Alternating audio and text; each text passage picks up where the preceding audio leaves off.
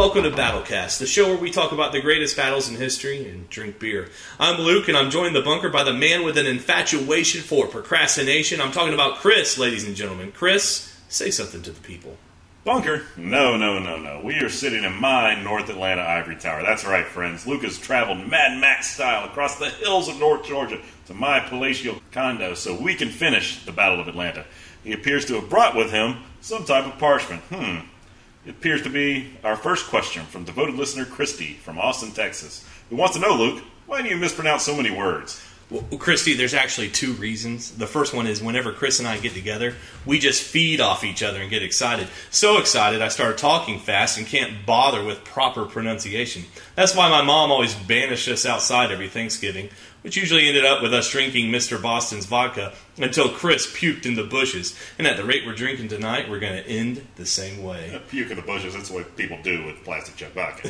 Yeah, that's true. Now, the second reason is I taught myself most of the words I'm saying in this podcast, and many of the words are so rare, and military history is so little taught in our schools, that I've never heard the words pronounced in their original vernacular. Hey, Chris, can you do me a favor? What's that, brother? Yeah, pass me the Mr. Boston's vodka, please. There you go. All right, today we're jumping right back into the trenches of Atlanta, and these trenches are 15 miles long. They surround the whole city of Atlanta. They're about 2 miles wide, and the bottom of them extends south like a finger pointing from a fist all the way to East Point, Georgia. Historic East Point, where the players play, and the North lays siege to the city of Atlanta. That's right. Now, speaking of trenches, when I was doing the research for this episode, I found out that after 1863, whenever Union or Southern soldiers stopped anywhere, they entrenched. I had no clue that the second half of the war was often trench warfare. Now, you guys in the audience, I want you to think about the hardest manual labor you've ever done. Chris, what's the most intensive manual labor you've ever done? There was a time you ate that 5-pound hamburger. And I polished it off, too, because I'm a man. But I've laid sod in the Florida heat with 100% humidity. I've done 2-a-days and gone on fun runs. But you know what? All that's for the birds. Eating 5-pound hamburgers, sitting in a dark pub, drowning a pint of your favorite lager. That's the best. That is the best. Well, let me tell you what I think. What comes to my mind is the time I built a 70-foot-long, 2-feet-high retaining wall for my wife. We'll call her Cleopatra. I only use hand tools because I wanted to experience what entrenching might be like. It was summer, and when I built this thing, I worked alone.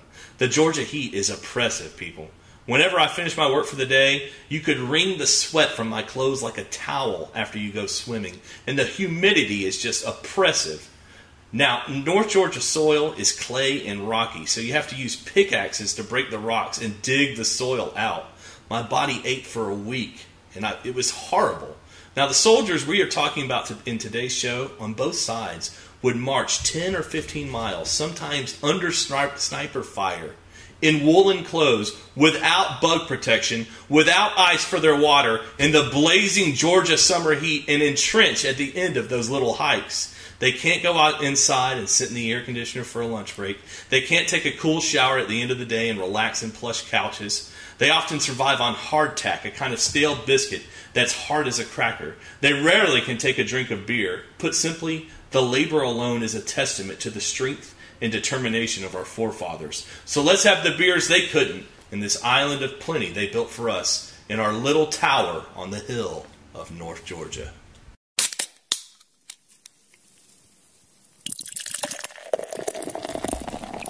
Okay, today we're drinking Sweetwater Blue from Sweetwater Brewing Company out of Atlanta, Georgia. Now, the Sweetwater Brewery is located right next to Peachtree Creek, which is where we left off the first part of this battle. Now, if you ever go to the brewery tour there, and I highly recommend it, the brewery is located in the general area where Johnston planned to trap Sherman and decimate his army. But, of course, that didn't happen. Now, back to the beer review.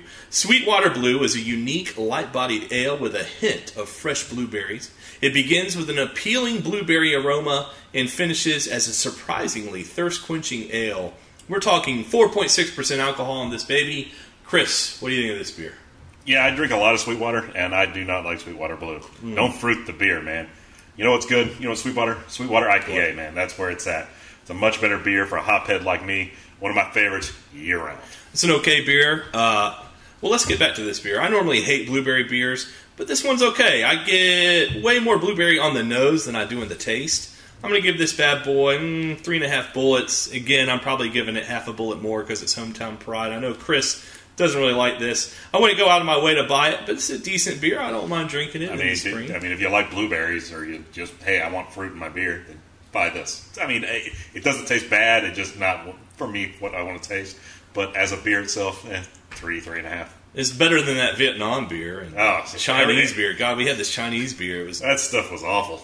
You could taste the industrial waste inside the beer. All right, now, well, here we are, and as we drink a little bit of Peachtree Creek in Atlanta, Georgia, let's get back to the Battle of Atlanta. Sherman knows that the 12-mile ring of fortifications surrounding Atlanta is too strong to penetrate. Frustrated, he tries another tactic, unleashing a barrage of fire that no other American city has ever endured. The bombardment will last for 5 weeks.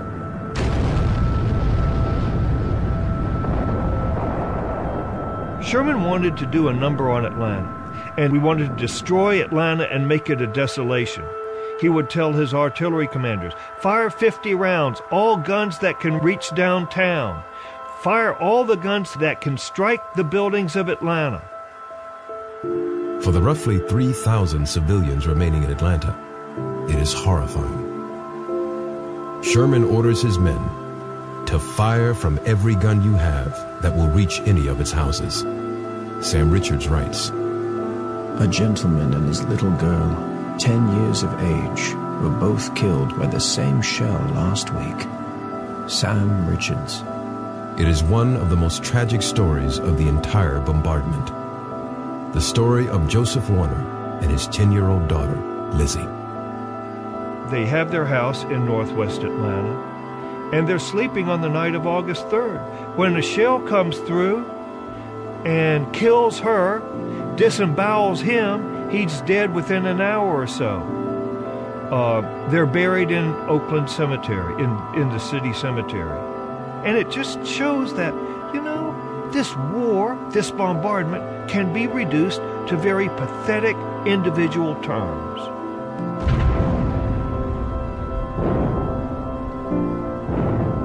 By late August, an estimated 30,000 shells have pummeled Atlanta. But Sherman is no closer to victory. His bombardment has done nothing to weaken Hood's Confederate army.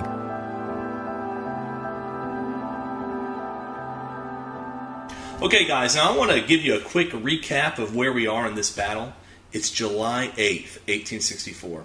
Sherman has just assaulted strong Confederate positions on Kennesaw Mountain, where he lost 3,000 men. Instead of continuing the assault, Sherman again flanks the Confederates and forces Johnston to abandon his position on top of Kennesaw Mountain. Sherman is only 5 miles from the city. Johnston forms a line behind Peachtree Creek and awaits Sherman's attack on Atlanta. Johnston hopes to catch the Federals while they are crossing the creek and destroy a large segment of Sherman's army outside of entrenchments, with the water acting as a natural barrier from the creek. He wants to cut off the Union forces from retreat. But before Johnston can spring his trap, Confederate President Jefferson Davis relieves him of command and appoints John Bell Hood, a very aggressive general, in his place. Chris, did I leave anything out? That sounds about right. Sherman is really leaning on the Confederates at this point, like a boxer, just throwing caution to the wind and just unloading haymakers on his opponents with no concern for his own safety. Even if the opponent tries to sneak in a lucky shot that could turn the match, Sherman's just not having it. He's going all in. All right, well, let's talk a little bit about General Hood. All right, now it's time for General versus General, the part of the show where we compare the commanders who are facing each other. I want to talk about General Hood for a minute. For the entire campaign, Hood has carried on a poisoned letter campaign to President Davis decrying Johnston's conduct of the war. Here is how his biographer described Hood, quote, "Except for those who gave their lives, few had made greater physical sacrifices than Hood. He went into the war at 29 with a face and physique that were the despair of men and the delight of all women. He emerged with his left arm shattered and useless, his right leg missing, and his features lined in age far beyond his 33 years." End quote. Hood has been wounded so many times he could not mount a horse unassisted and had to be strapped into his saddle. He was gravely wounded at Gettysburg and Chickamauga and forced to recover in a Richmond hospital where a notorious Southern belle had broken his heart after calling off his engagement to her. In short, he was a bitter man and seemed to court death. Yeah, he seems like he's got a little chip on his shoulder. He's like the Charlie Brown general. Yeah, he is. Yeah, it's like the little Southern Belle probably pulled the football out like Lucy and he fell on his ass. Oh, yeah, you guys that aren't from the South, man, these girls down here will break your heart, I'm here to tell you. Now, the Southerners heard about Johnston's replacement with Hood from the Union soldiers yelling across no man's land. The Confederates were completely crestfallen.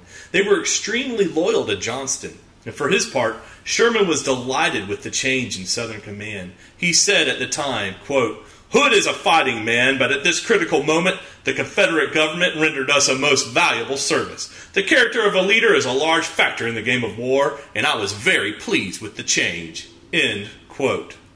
Now, Hood was a gambler, and I mean this literally. One time, he bet $2,500 in 1860s money in a poker game without even a single pair in his hand. He admitted he did not care for book learning at all. He was an aggressive commander, and Union generals that knew him personally warned Sherman, "Hood will hit you like hell for sure." Hood believed in fighting, and that's just what Sherman wanted. You have to remember, for the past month and a half, every time Sherman threw his forces at entrenched Confederates, the attack was easily shrugged off with heavy losses. Sherman wanted to repay the favor, and Hood was just the general to give him the chance. Chris, what do you think about these two commanders? I like Hood. It takes some balls to be, that dumb and stupid, but just not care and just plow forward regardless of throwing all caution to the wind. Everyone likes an attacking general. But when you're outmanned, all you can do is play to your defensive strength. So I think that's where Johnson has him. So I think attacking most Union positions, no matter, even if the Confederates come on the upside of casualties, is a bad idea. But really, when you've been getting flanked the whole time, what else are you going to do but attack? But I do like John. I will say this about Hood, because I'm a gambler too. Love playing poker. And you see that picture on the wall? Yeah. Yeah, that was won in New Orleans off gambling winnings. Gambled all night, made about $800. Yeah, I saw Chris gambling at his bachelor party. We actually went gambling, and this guy is a maniac. He went all night. I was like, dude, can we get some sleep? He's like, no! No, we're not going to sleep. And then as I'm going to bed, who's walking this way but Luke trying to for breakfast? That's right. And then Luke didn't know at the time what a mimosa was. 4 hours later, after getting kicked out of the buffet of a Tunica casino, he knew what a mimosa was. I think I drank like 26, literally. All right. Well, anyways, guys, I want to tell you about this shelling of Atlanta. Now that Sherman's only 5 miles from Atlanta, he ordered the shelling of Atlanta to begin on July 20th. According to Sherman's memoir, this is the date he believed to be the start of the siege of Atlanta. Now, Sherman issued brutal orders to his men about shelling Atlanta, and these orders help us understand why many Southerners still hate Sherman to this day. Sherman wrote, quote, "If fired on from the forts or buildings of Atlanta, no consideration must be paid to the fact that they are occupied by families. But the place must be cannonaded without the formality of a demand. Whether we get inside Atlanta or not, it will be a used-up community by the time we are done with it. Let us destroy Atlanta and make it a desolation." He told his commanders, "You may fire from every gun you have in position into Atlanta if the gun will reach any of its houses." End quote. I believe it's Sherman that said war is hell, right? That's right. He did. That's true. There it is. There it is. It was noon when Atlanta tasted the devastation that Sherman had waiting for it. Here is what one eyewitness described, quote, "A young girl was standing with her parents before Rice's lumber yard across from Ivy and Ellis Streets. There had been little more than the distant sound of musket fire from the direction of Peachtree Creek. But now came a savage scream crescending from the north. A deafening explosion and a cloud of dust and smoke enveloped the young girl as the pavement lurched beneath her feet. When the sulphurous smoke had cleared, an Atlanta citizen named Lachey saw the young girl lying in a pool of blood. Her dazed parents struggled to regain their feet. Crows gathered around helplessly. The child was dead. This was the first shell that fell in Atlanta. It killed a refugee, a little girl whose name no one knew." End quote. Now, I want to stress that Sherman sent these shells into Atlanta without a warning, which was very uncommon for that day and time. Now, let me describe the extent of the shelling. It was continuous and daily, and it killed large numbers of civilians. I'm going to try to put a human face on this story. Think about if this was you and your family. Now, here's a man, his name's Nelson Warner. He's a plant superintendent. He was sleeping in his house with his 6-year-old daughter on the bed beside him when a shell crashed through the ceiling.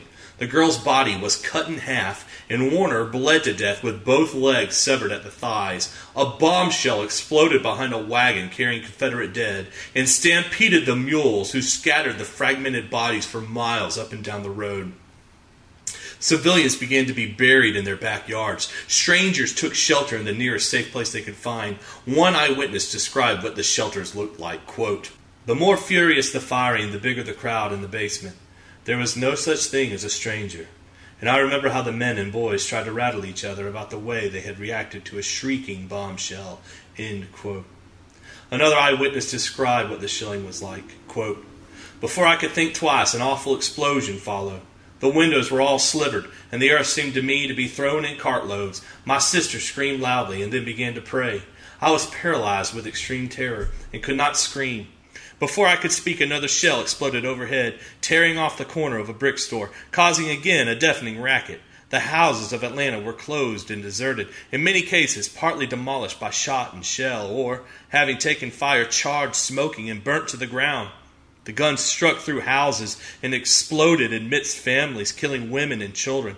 All day, that same cruel piece of cowardice went on under the direction of the inhuman Sherman.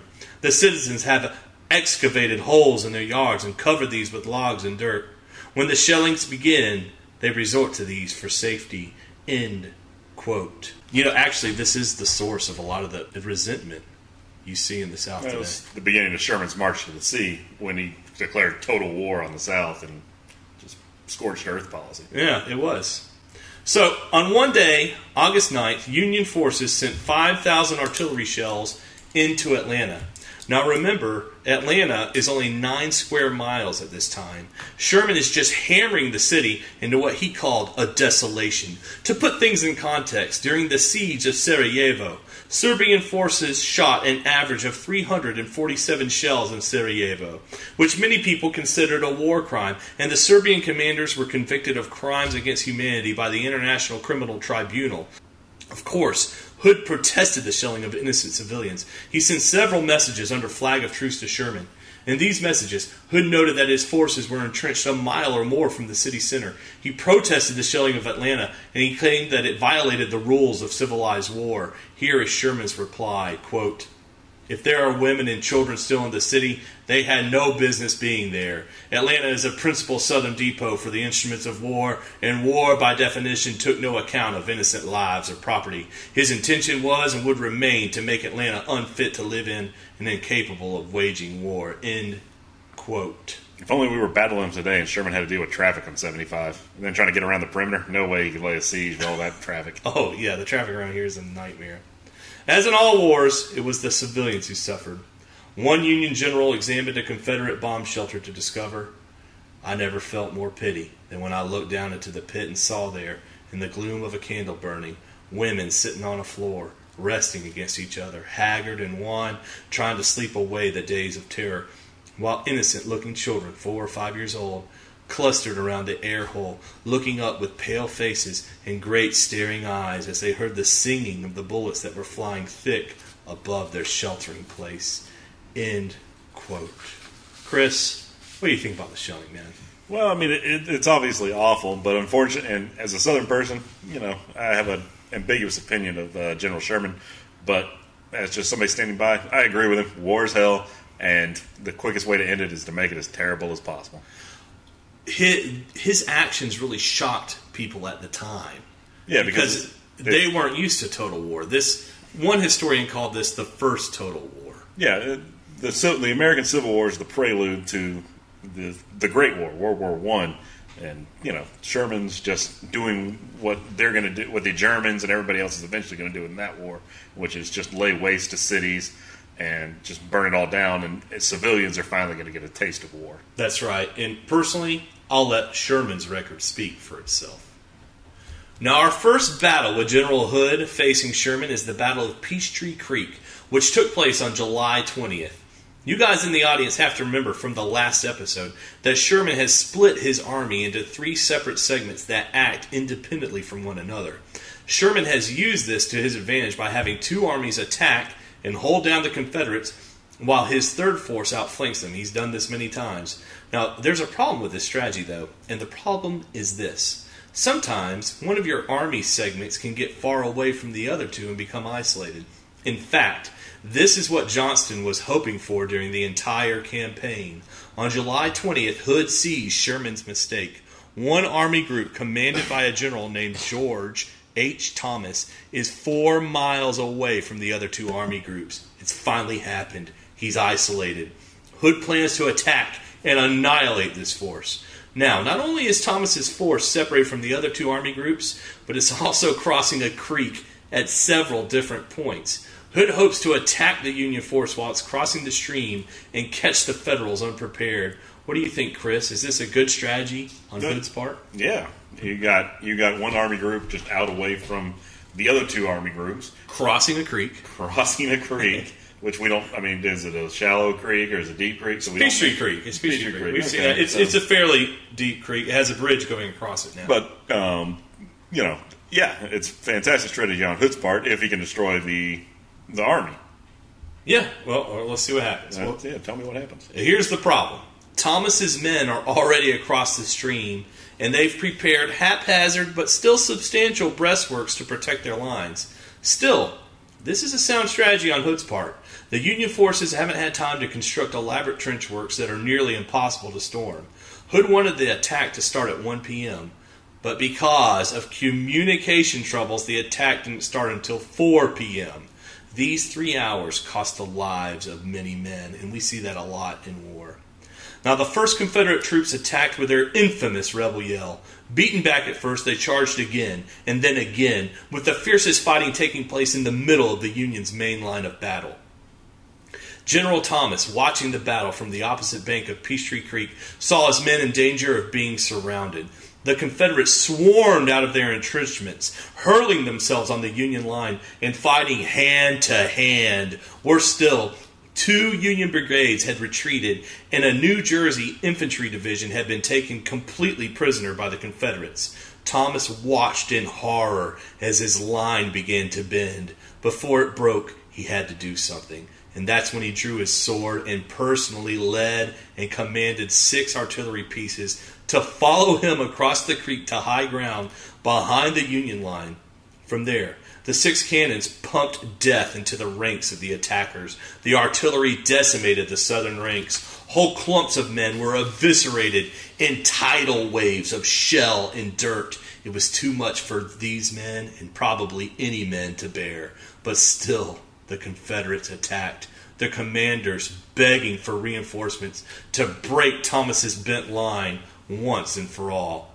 At this critical moment, when everything was at stake, many of the Confederate troops on the right side of the battle line did not attack because their commander, General Hardee, believed that the Union forces were too well entrenched to openly attack. Instead, his men simply skirmished with the Union forces to his front. Instead of delivering the shocking hammer blow General Hood needed for his plan to be a success. And as the day turned into night, the Confederate forces fell back into their trenches. The Union had suffered 1,800 casualties. The Confederates sustained 4,800 casualties.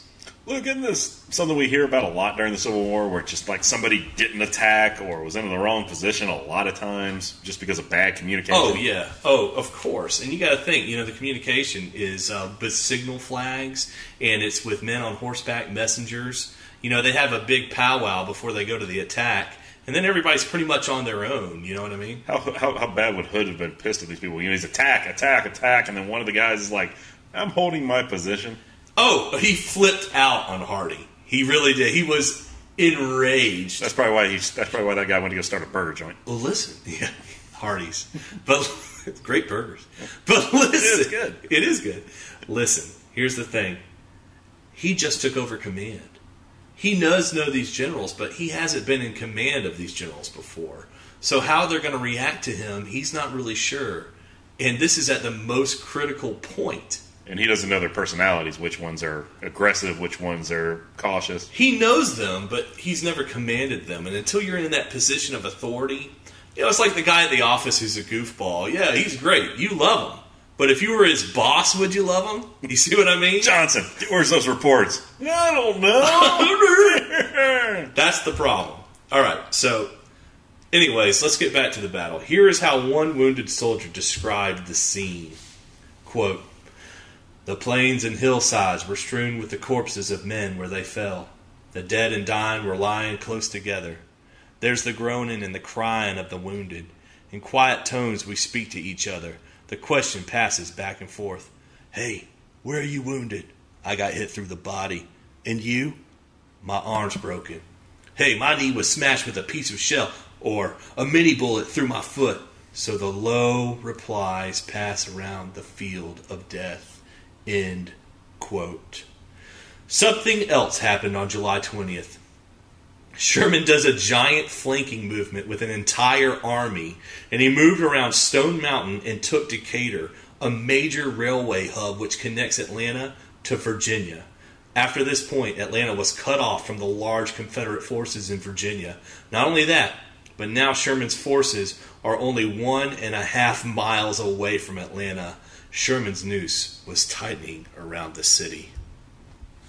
From this point on, Union and Confederate forces will clash on a daily basis. They're constantly fighting. On July 21st, Sherman begins probing Confederate positions around northern, western, and eastern Atlanta. He's attacking Confederate strongpoints without any notable breakthroughs. We've got General Hood commanding, and we know it won't be long before he attacks Sherman. The attack came on July 22nd, and it's known to history as the Battle of Atlanta. Now I want to tell you about Hood's plan.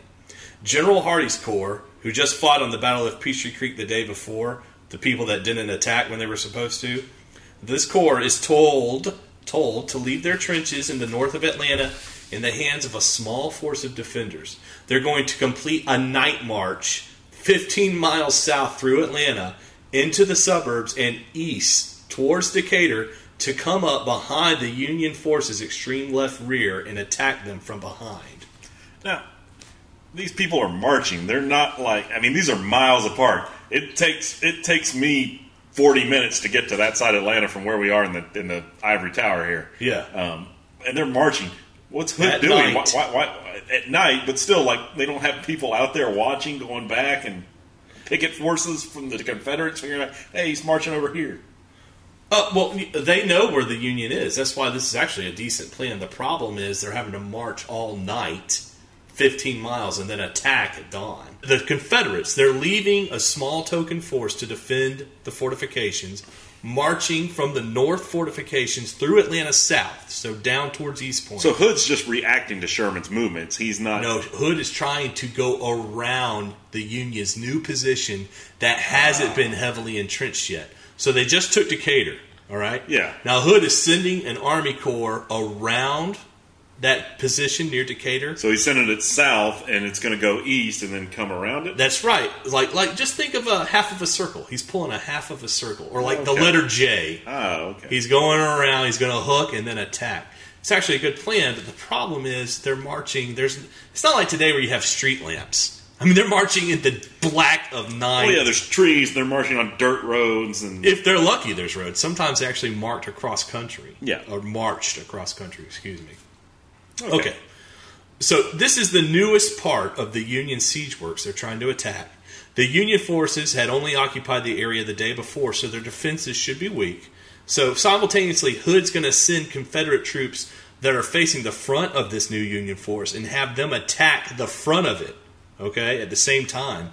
Hood's intention is to catch the Union force from both sides and smash them in the middle. So the Union forces is going to be the ham, and the Confederate forces are going to be the two pieces of bread coming together to smash the ham. The cheese? The cheese is you. Who's hot ham? I like hot ham and cheese. So that's the plan, at least. So we have a brand new general whose men don't want him to command them.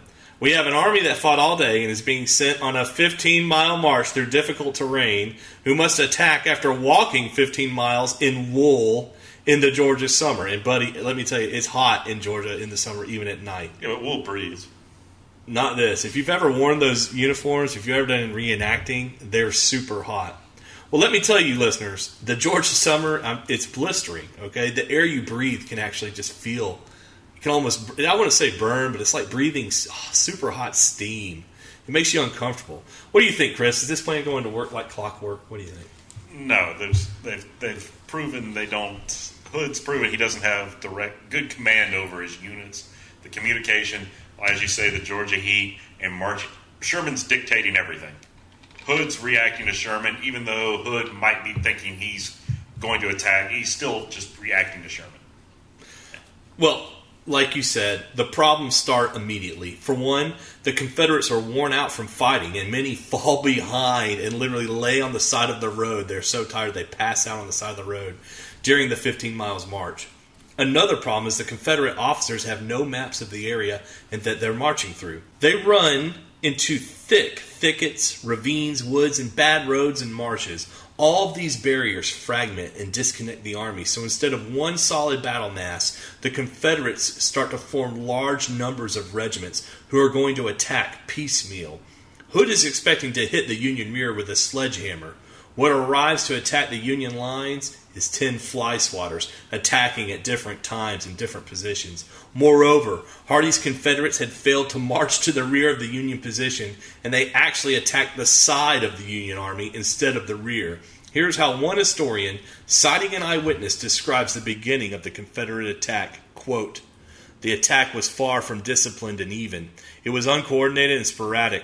The four divisions advancing at different times against bristling breastworks they had not anticipated. When the Confederates smashed head-on against the Union line, they went through and on and over it before the astonished Federals had time to get their balance. The fiercest fighting was at the base of Bald Hill, where Confederate troops attacked so fiercely the Union forces were forced to retreat to their secondary trenches. Tom Key watches his fellow Confederates advance in the face of, quote, fire so galling that many faltered in the charge. The enemy's abattis was formed of saplings and bushes cut off and bent over, leaving the butt or stump 2 feet high. Notwithstanding these formidable works, the brave Confederates charged over all intervening obstacles and took the enemy's dirt works with many prisoners. This caused the Yankees to evacuate. The Yanks reinforced and came back with a charge." End quote. At this point, Hood committed the second part of his plan. The entrenched troops opposite the Union line would attack and smash the Union forces from both sides. To give you an idea of what this battle looked like, I want you to think about the capitalized form of the letter L. This is the shape of the battle. The Confederates start the attack by hitting the bottom of the L on the Union side, the short side of the letter L.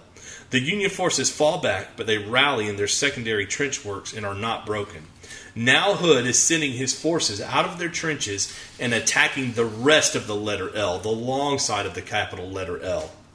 So this is basically, as close as you can get to World War I prelude as any war is going to come at this point. You have an urban battle that's being fought in trenches by men, and you just realize that men attacking fortified positions just with rifles just can't go very far after the initial attack.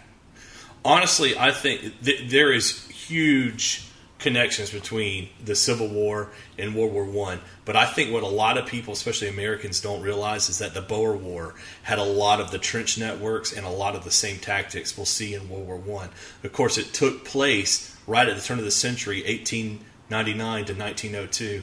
So if you want the comparison, I think the Boer War is a better comparison, but this is still a lot of the same tactics. Yeah, this is just more of an urban war. When I think about the Confederacy and the Civil War in general, I think about very set-piece battles, like Napoleonic battles. Yeah. And that's the way a lot of them were thought, but as we're talking here, and you're describing it, I get more of a World War I feel of people entrenched, tired, exhausted, marching great distances, then being pressed into attack, and the other side just not breaking, just falling back to secondary trenches, and then fighting back. That's right. Anybody Google image the Battle of Atlanta, in any of the battle, even the Battle of Richmond, Petersburg, you're going to see extensive trench networks that rival the trench networks we'll see on the European continent in the Great War. in World War I. All right, well, I want to give you a quote about this battle, okay?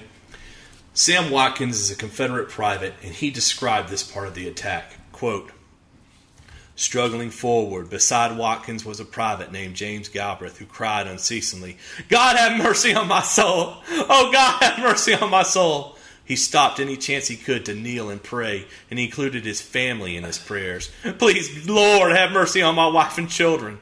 Sam told the man to quit that nonsense, but Galbraith couldn't help himself. He kept yelling, God have mercy! God have mercy! And the Union batteries and rifles on Bald Hill began to take their toll and make the earth tremble beneath our feet.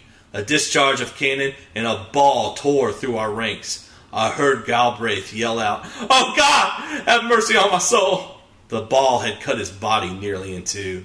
The poor fellow had gone to his eternal reward. End quote. Now the Confederate and Union forces were engaging in hand-to-hand combat in the Union trench line. One brigadier general named Govan's troops crawled up the slope of Bald Hill on hands and knees, sprung on the Union forces who surrendered to the Confederates. Then the Union forces, after the shock of the initial battle, counted the number of Confederates they had surrendered to and concluded they were more numerous, whereupon they demanded and accepted the surrender of the Confederates. However, at this time, both sides decided their numbers were equal and fell upon each other with renewed ferocity, fighting with hand-to-hand with bayonets, knives, rifle butts, and fists until the Federals were all killed or surrendered. That's fingers and toes counting right there. Yeah, big time. A Union officer described the battle at the heaviest point. All our artillery opened up upon them. 17,000 rifles and several batteries of gunfire aimed at the same time. The whole rebel line was crushed like a field of wheat through which a tornado has passed. A Confederate private describes what the battle was like for him. Quote, we rushed forward up the steep hillside, the seething fire from 10,000 muskets and small arms, and 40 pieces of cannon scorching and burning our clothes and hands and faces from the rapid discharge, and piling up the ground with our dead and wounded almost in heaps. Officers with drawn swords met officers with drawn swords, and man met man with bayonet and loaded guns. Blood covered the ground, and the dense smoke filled our eyes and ears and faces. The groans of the wounded and dying rose above the thunder of battle. End quote. When the battle began, of course, Hood was watching and listening for any sound of news he could find. At the very instant the battle began, Hood's heart fell into his stomach. Despondent, he heard the sounds of firing, not from the rear, where he had planned, but from the Union's left flank. He remembered later, I at once perceived that Hardee had not only failed to turn McPherson's left, according to positive orders, but had thrown his men against the enemy's breastworks. It sounds like Hood he has like no control over this battle. He made a plan, and it's completely fallen to pieces at this point. He has no idea what's going on or what he's doing. I think his disdain for book learning may bit him in the ass on this one. I think his plan is fine. It's just that he doesn't know his troops. He doesn't know. He's pushing his men too far. 15-mile night march if you fought the day before. Does he have any reserves? No. He could make reserves by thinning out his battle line, but he doesn't have any reserves other than at this point. So he has no way to respond to any changes in battle, which obviously are going on. No, we're going to see later that he's able to respond and move men around. He thins out his fortifications and creates new groups that he can use and maneuver. So we'll see that. As the drunken stupid cuss, it sounds like he's getting his ass kicked. He's getting his ass kicked right now, and he knows it because the plan's not going the way he wanted. Well, the fighting continued into the night, and one witness, they kept fighting at night. The one witness described the night fighting, quote, the soldiers fought hand to hand until it grew so dark that nothing could be seen but the flash of guns from opposite sides of the works. The ground covered by these attacks was literally strewn with the dead of both sides. While I was sitting in a ditch, a cannonball came tearing down, cutting a soldier's head off, splattering his brains all over my face and bosom, and mangling and tearing 4 or 5 others to shreds. End quote. Now, wherever you are, listener, wherever you're doing, be thankful you're not there. Be thankful you didn't see your friend's head get cut off and his blood and guts spill across your face, because I can tell you, you're blessed. and you have a lot to be thankful for. Well, anyways, by midnight, the cannon and rifle fire became sporadic and finally petered out. Sherman had lost 3,500 men. Hood had lost a colossal 9,000 men. Wait a minute. He lost 9,000 men? 1/6 of his army. That guy's dumb. 1/6. Men he simply could not afford to lose. A Confederate nurse describes the tidal wave of wounded that flooded into Southern hospitals. Quote, "Men were clinging to the side of hospital vans, trying to fan away the terrible swarms of flies which hovered over the wounded. It was not long before ambulances and wagons rolled into the park by the dozens, and the wounded were hastily taken out and placed upon the tables. After that it was cut and slashed, for the work had to be done in a hurry. The green grass took on a blood-red hue, and as the surgeons saw crunched through the bones of the unfortunates, hundreds of gory arms and legs were thrown into the baskets prepared to receive them. This ghastly sight was too much for the citizen onlookers." Woo! Modern medicine! Quote. The Battle of Atlanta was over, but the city wasn't taken. Hood's men are now outnumbered almost 3-1 because of the losses of the Battle of Atlanta. They retreated to the seemingly impregnable defenses surrounding Atlanta, hoping Sherman would throw his forces against their dug-in fortifications. But if they really believed that, they didn't know Sherman. At this point in the campaign, Sherman decides to cut the last railroad supplying Hood, the Macon and Western Railroad. This railroad is absolutely essential for Hood to maintain his forces during the siege, and if it falls, Atlanta will fall. This was Sherman's last play, the great end game. If the railroad to Macon fell, it would be checkmate. On July 28th, the pieces moved. The great game would be decided one way or the other. To cut the railroad, Sherman disengages his easternmost army, sends them around the back of the Union siege lines, and back down towards the railroad. The Union forces approach the Confederate flank from the west. So if you're looking at your fist, right, you form a fist, and you're looking top down at the fist, Sherman took forces from his thumb's knuckle, brought them all the way across his fingers and to the western side of the battle line on the top of your hand, and he's going to attack the Confederates there. The forces that took Stone Mountain to Decatur? Yeah, that's right. Okay. He's taking forces from the Decatur and Stone Mountain side, which would be the thumb of the fist, Yeah. and he's bringing it around to the top of the hand, which is the western side. Well, it's not around. He brought him to the south. He brought him over. He moved him there and then back to the north. No, he took them from the east around the north, around the north. Okay, so yeah, they went back around the north, Yes, around the south. And now they're going to try to cut that rail line that goes through East Point. Does he have any troops in the north now? Yeah, these troops that he disengaged marched around behind them. Okay, So they're still there in the north. okay, just wondering. All right, so to cut the railroad, Sherman disengages his easternmost army, like we said, and pushes them south and west. But Hood anticipated this move by Sherman. Guys, Hood's showing his strong qualities here. Even though he's outnumbered, Hood believes he can concentrate more of his forces against the small Union force that's trying to flank him in order to have the numerical advantage at that one point. Hood plans to surprise the Union troops on the march, who will have no time to construct defenses and destroy them with superior force before Sherman knows what hit him. Again, sounds like a good plan, right? Yeah. The problem is Oliver O. Howard, the Union commander of the forces sent to destroy the Macon Railroad. He knows Hood from their time at West Point together.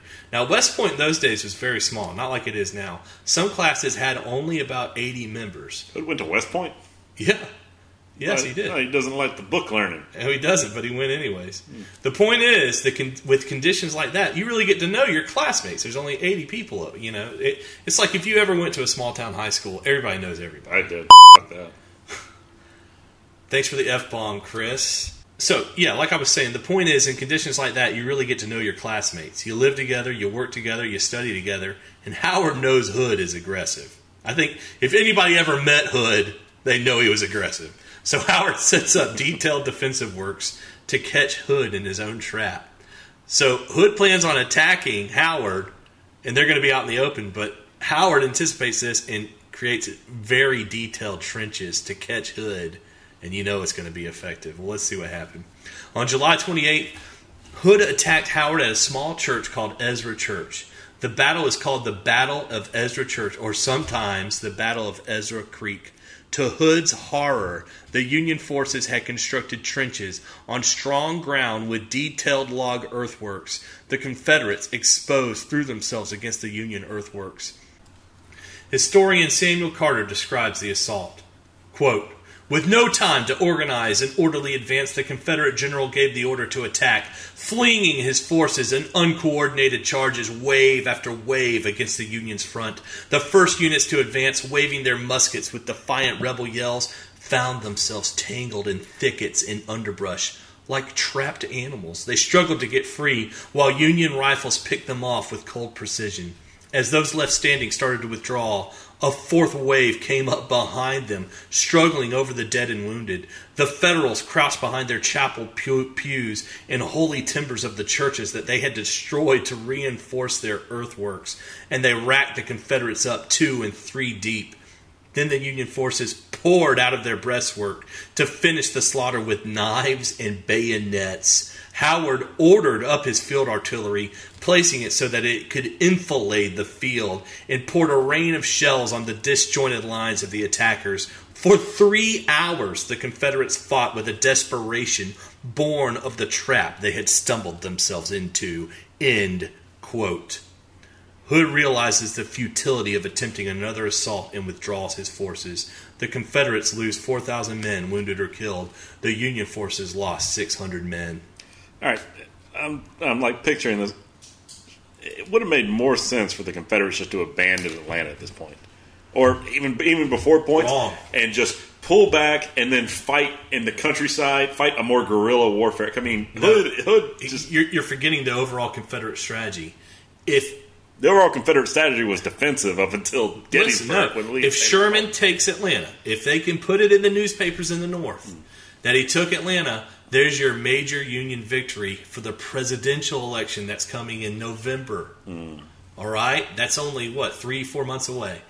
If they get that victory of Atlanta, the Republicans will win. The South at this point, a lot of the hopes for many of Southerners were that the Democrats would win and make peace. Make peace with the Confederacy. That's why Atlanta is so versus serious. Trying to find a military solution, which would have been to abandon the city of Atlanta and then try to maneuver around and destroy, take out Sherman's supply lines and cut off he his actually army. does that, and that wasn't effective. He after Atlanta falls, he tries to cut Sherman's supply lines. Sherman does his famous March to the Sea. Yeah, because at that point Sherman already has all the supplies he needs, and he just rapes the countryside. Lays waste. But let's keep going. So, however, Hood's assault saved the Macon Railroad, the whole objective the Unions had, and the battle for Atlanta continued. Confederate Private W.P. Archer watched as his comrades were carried off the field. Quote, "Their litters were as bloody as if hogs had been stuck on them. Their flagstaffs were shot to pieces, their colors were shot into ribbons, and no more than 1/2 of that fine brigade that left that morning returned." End quote. During all these battles I've told you about in this podcast, the men in the trenches are daily killing each other. Now, the Confederate defenses surround the city for about 15 miles and are around 1.5 miles from the city center. It looks kind of like an upside-down letter U, a capital letter U. The Union trenches parallel the Confederates. Day and night, the men in the trenches attempt to kill each other.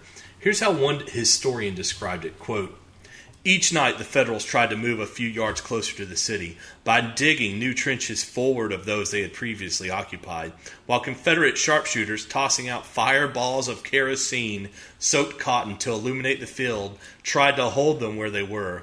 Through the daytime there was little or no movement, only burning summer heat and thirst and boredom. Men risked death to raise the awnings of brush and branches over their trenches to protect them from the sun's rays. Skirmishing between the lines often took the form of individual gladiatorial combats witnessed by the opposing troops." Here's what one northern military correspondent wrote, quote, "Like another Troy, the enemy fought outside their walls and entrenchments, and many amusing combat took place, particularly between the skirmishers. I've often seen a rebel and a Federal soldier making right for the same rifle pit, their friends on both sides loudly cheering them on. As they would not have time to fight, they reserved their fire until they got into the pit, when woe betide the laggard, for the other was sure to pop him as soon as he got into cover. Sometimes they got in together, and then came the tug of war, for they fought for possession with bayonets and closed fists. In some cases, they made a truce, and both occupied the pit. End quote. Men also died in improvised hospitals across the length and breadth of Atlanta. Sam Watkins describes the wretched scene he witnessed when he went to visit a wounded friend at an army hospital. Quote, "Great God, I get sick when I think of the agony and suffering and sickening stench and the odor of dead and dying, of wounds and sores caused by the deadly gangrene, of the groaning and the wailing. In the rear of the building I saw a pile of arms and legs rotting and decomposing, and although I saw thousands of horrifying scenes during the war, I recollect nothing with more horror than that pile of legs and arms that had been cut off our soldiers and my friends." Sam finds his friend Jim Galbraith and asks Jim if he is seriously wounded. Jim only pulled down the blanket, that was all. Quote, "I get sick when I think of it. The lower part of his body was hanging to the upper part by a shred of flesh, and all his entrails were lying on the cot beside him, the bile and other excrements exuding from them, and they full of maggots. I replaced the blanket tenderly as I could, and I said, 'Galbraith, goodbye.' I then kissed him on the forehead, and I left." End quote. Captain George Pepper visited a medical station in a farmhouse and wrote this description of the horrid scene. Quote, "6 surgeons are in attendance. They receive and operate upon each case upon the instant. A wound is dressed in from 2 to 15 minutes. Amputations are performed in 3 minutes, chloroform being administered. Pools of blood upon the floor are mixed with the mud that's tracked in. The house's family dining table makes a good dissecting bench. Drawers from a bureau are laid upon the floor bottoms up, for a couch to be spread.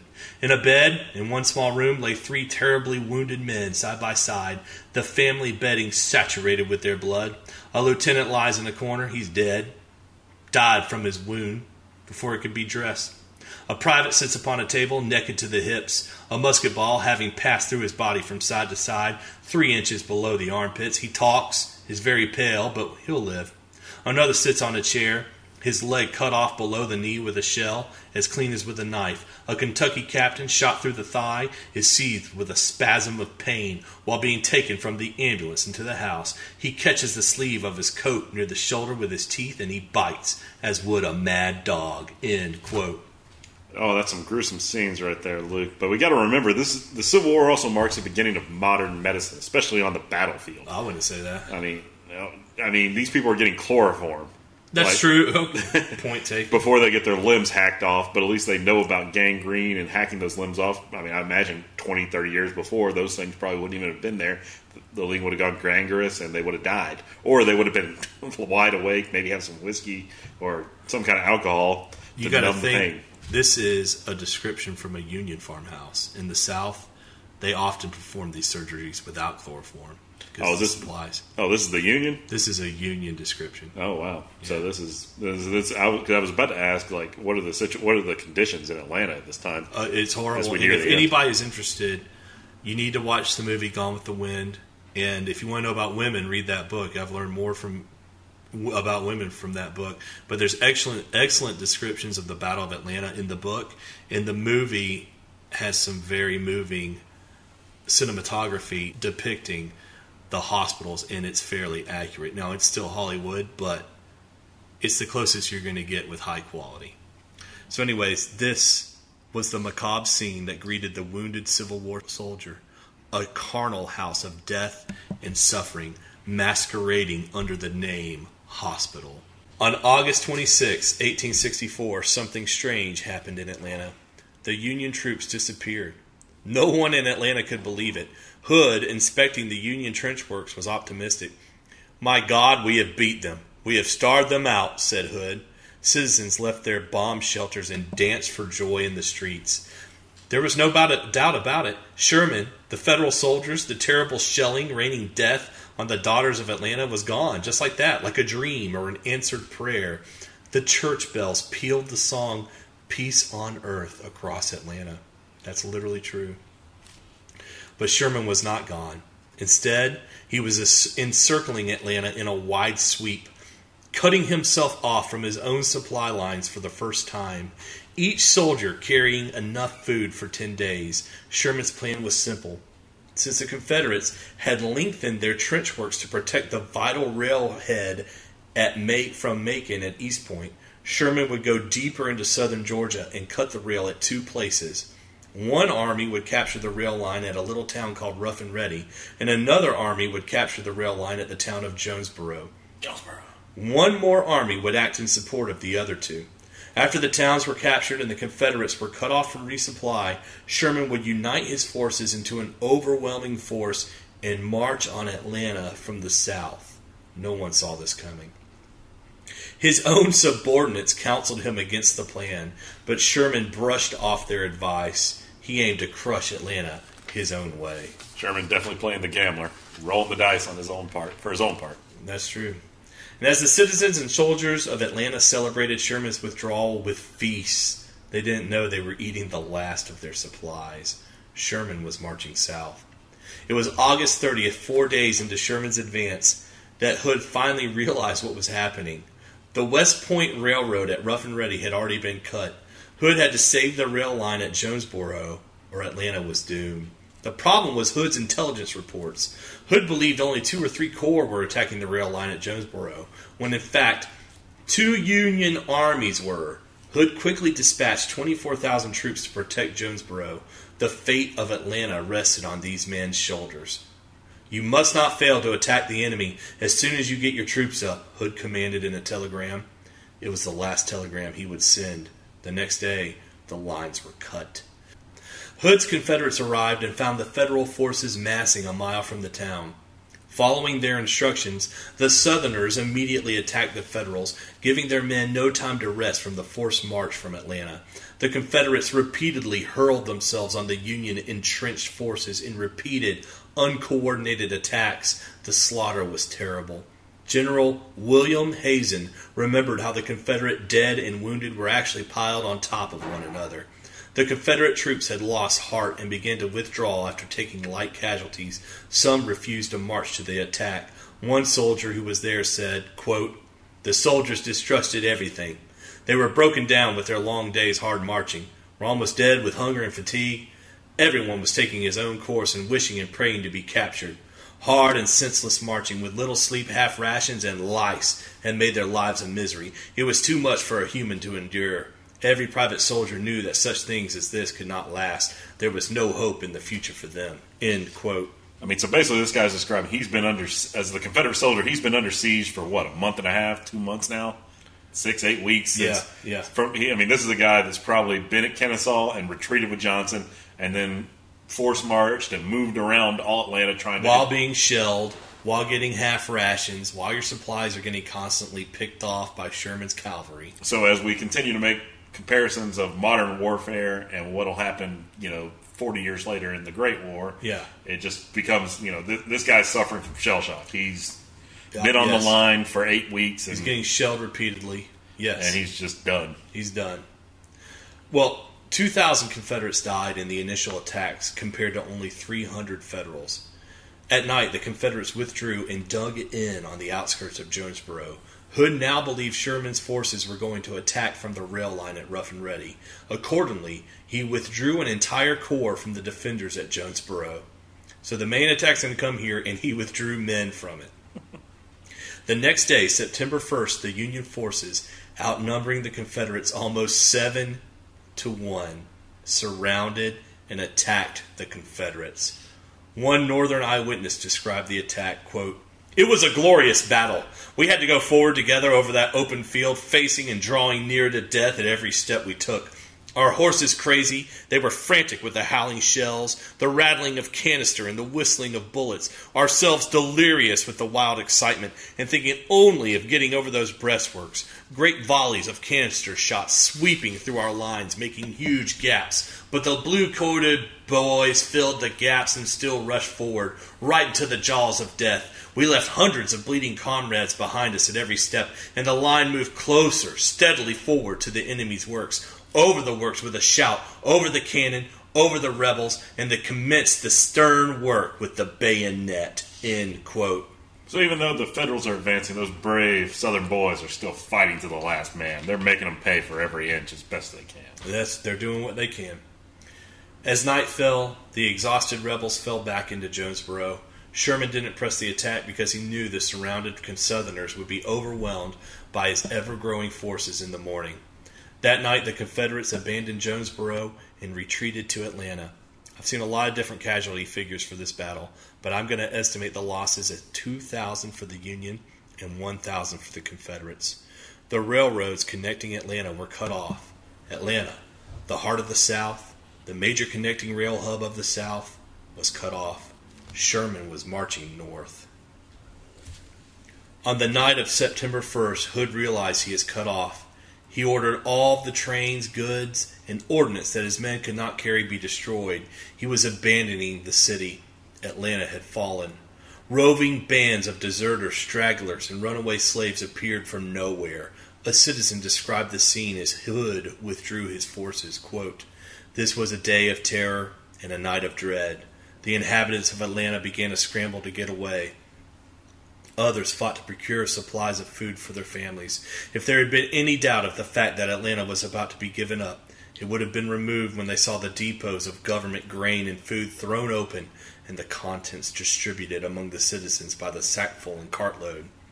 The railroad cars were gathered and destroyed. 90 of them were burned. The infernal din of the exploding shells sent a thrill of alarm through the city. It took 5 hours to blow up the 70 carloads of ammunition.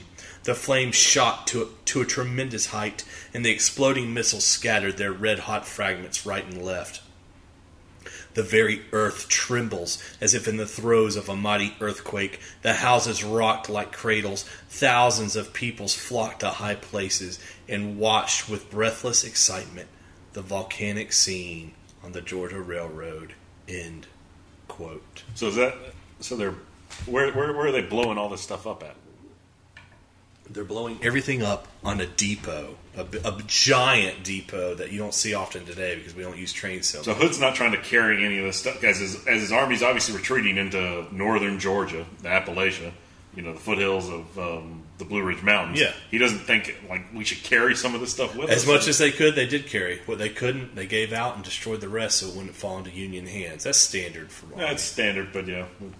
So on September 2nd, Sherman marched into the city. He sent a telegram to Lincoln that simply said, "Atlanta is ours and fairly won." On September 4th, Sherman ordered all the citizens, around 14,000 people, of Atlanta to leave the city, and most of the city was destroyed. I've seen some estimates giving up to 90% of the buildings in Atlanta were destroyed. I want you to think about that. Imagine your sister and your mother and your grandmother kicked out of their home and their home destroyed. How would you feel about it? And I want to close this podcast, bring it to a close, with historian Samuel Carter's description of Atlanta after Sherman left it. Quote, "The city was utterly desolated. Streets were all but obliterated, pocketed with bomb craters threatening to swallow the unwary, charred skeleton-like chimneys marking where homes and buildings once had stood, piles of tin roofing and loose bricks, some of these reconstructed into wretched shelters from which peered the frightened, hungry eyes of homeless children. 3,000 corpses of dead animals spread a stench of death and decay above the ruins, while on the surrounding red hills still rose in stark relief the stout clay fortifications of Atlanta. On top of all were the hordes of bushwhackers and deserters from both armies who sought to pick the rubble clean of anything of value. Residents of surrounding neighborhoods also participated in this ghoulish quest. One citizen named Mary Gay described the scene, quote, "In vain did I look around for relief. There was nothing left in the country to eat. Yeah, a crow flying over it would have failed to discover a morsel with which to appease its hunger. Every kitchen was empty, and those with tens of thousands of Confederate dollars were as poor as the poorest, and as hungry too." End quote. They make a desert and call it peace. They make a desert and call it peace. On November 15th, Sherman left Atlanta and began his famous March to the Sea. Here's how historians Bruce Catton and James McPherson describe Sherman's march. Quote, The march was leisurely, and as it moved, the army fanned out wildly, covering a front 60 miles from wing to wing, and by orders and by the inclination of the imperfectly disciplined soldiers, the army laid waste the land as it moved like Halloween rowdies on a spree. Regular foraging parties were sent out by each brigade every morning, and these brought in far more than the army needed. The supply wagons were always full, and when the army moved, it destroyed more food than it had eaten. In addition, the army was preceded, surrounded, and followed by a destructive horde of lawless stragglers. All of these characters, out from anyone's control, went under the generic name bummers, and they made Georgia's lot far more grievous than Sherman had intended. They robbed and pillaged and burned all the way from Atlanta to the sea, not because they had anything against the people they were afflicting, but simply because they had gone outside of all normal controls, including their own. End quote. So basically, in modern times, Sherman's army is basically looting and pillaging the entire countryside. Yes. So, I mean, if it had happened any time in the last 50, 60 years, all that stuff would have been chalked up to war crimes. They're starving the civilians. I hesitate to say that on this podcast because I know how the Civil War is revered in America today as a good war. I don't even want to comment on that. But I do want you to think about all of you listeners across the world. Maybe you're in the UK, Australia, Canada, New Zealand, and you ask, what does this war have to do with me? Have you ever heard of a bum? The origins of the word come from Sherman's March to the Sea. A bum is named after the looters who pillaged the land outside my window tonight. They were called bummers. So every time you ask someone to bum a cigarette, there's a little of the spirit of Sherman's notorious destruction behind the statement, and you never knew it until I told you. I'll let Bruce Catton and James McPherson summarize the March to the Sea. Quote, "For this was total war. Sherman's March to the Sea was the demonstration that the Confederacy could not protect its own. It was also the 19th century equivalent of the modern bombing raid, a blow at the civilian underpinning of the military machine. Bridges, railroads, machine shops, warehouses, anything of this nature that laid in Sherman's 60-mile wide path was burned or destroyed. Barns were burned with their contents. Food to feed the army and its animals was taken, and 3 or 4 times as much as the army needed was simply spoiled. And partly because of all this, Lee's soldiers would be on starvation rations, and the whole Confederate war effort would become progressively weaker. Wholesale destruction was one of the points of this movement. The process through which that destruction was brought about was not pretty to watch, nor is it pleasant to hear about today." End quote. Ultimately, Sherman would capture Savannah and offer it as a Christmas gift to Lincoln, but that's another podcast. So, Chris, I've got to ask, what do you think about Johnston? Do you think he could have held off Sherman until after the Northern election? Well, as much as I like an attacking general in Hood and I respect a gambler, when you just say you don't like book learning, I got to go. I'm like, okay, I'm backing away from you there. I don't know what Johnson would have done. Sherman just had more men, more material, and he controlled the flow of the battle. Everything Hood did was reacting to Sherman.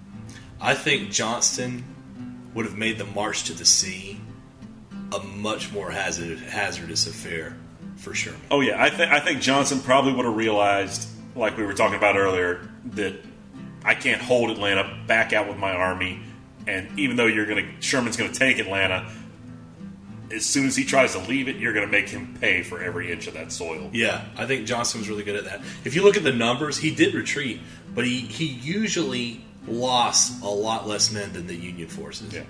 So if he had done that the entire way to the sea, with attrition, it probably wouldn't have affected the outcome of the war, but it would have been better history. It would have punished. There would have been more battles on the way to Savannah. It would have punished Sherman's army, and you never know. I mean, even though the North would have won a political victory by taking Atlanta, if you destroy Sherman's army at some point in southern Georgia... Well, I don't think Johnson could have done that. But you know what? Chris is trying to get us into another podcast.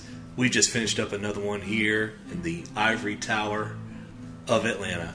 Chris, say something to the people. Well, that settles it up, Luke. I'd like to remind all the listeners to please visit our website at thebattlecast.com. We have a Facebook page up and running, Battlecast. There's a space in there, but you'll see the same picture as you see on the website. And please, listener questions or battle suggestions, anything you just want to reach out to Luke and I, visit battlecastnet@gmail.com. That's true. Yeah, so the email is battlecastnet@gmail.com. The website is thebattlecast.com. And I want to let you know on the website we're going to have some extra content, some deleted scenes, so check that out. It will only be available on the website, not on iTunes. And that's the end of another podcast here at Battlecast. Thank you for subscribing, telling a friend, and giving us 5-star reviews on iTunes. It really helps the show grow. And thanks for all the emails. I want you to know that I appreciate you listening to this podcast, because for me, this isn't just a podcast. This really is a dream come true. Until next time, be thankful for the peace and the plenty our fathers gave us. And I want to thank Endless Melancholy and the 2nd Carolina String Band for providing the great music tonight. Here at Battlecast, we like to have participants speak for themselves. So to sing us out, we have I'm a Good Old Rebel by the 2nd Carolina String Band. Check them out on YouTube and the website in the reference section on our website, thebattlecast.com. I saw these guys at a reenactment, and they put on a great show. I'm a Good Old Rebel was originally a poem that became wildly popular in the South during Reconstruction. And when you hear it, I think you'll know why. And I think Mark Antony's quote about Caesar is fitting for the South and her sins. Quote, "If her sins were true, it was a grievous fault, and grievously has the South answered it." End quote. Please, again, check us out on the website for the book and music references and citations. And this is Luke, broadcasting from the North Atlanta Ivory Tower, wishing you good times with good people and good weather. Bye.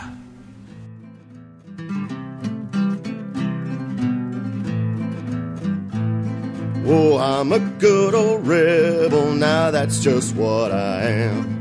For this fair land of freedom, I do not care a damn. I'm glad I fought against it, I only wish we'd won. And I don't want no pardon for anything I've done.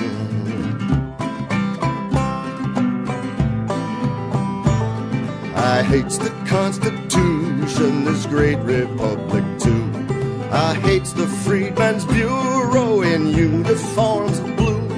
I hates the nasty eagle with all his brags and fuss. The lying, thieving Yankees, I hate some worse than us.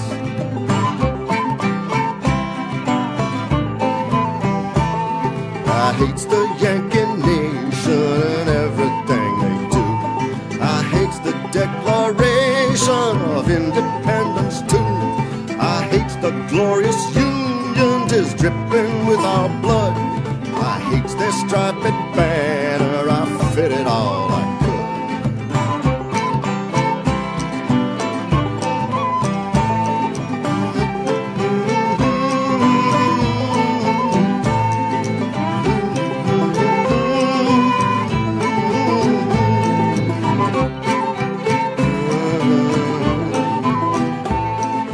Followed old Mass Robert for 4 years near about. Got wounded in 3 places and starved at Pint Lookout. I caught the rheumatism camping in the snow, but I killed a chains of Yankees, I'd like to kill some more.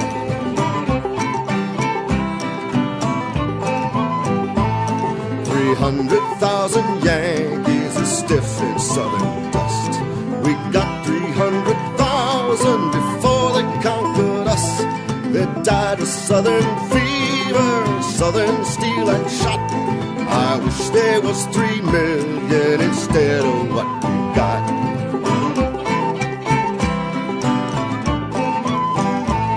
Now I can't take up my musket and fight 'em now no more, but I ain't gonna love 'em, that is certain sure.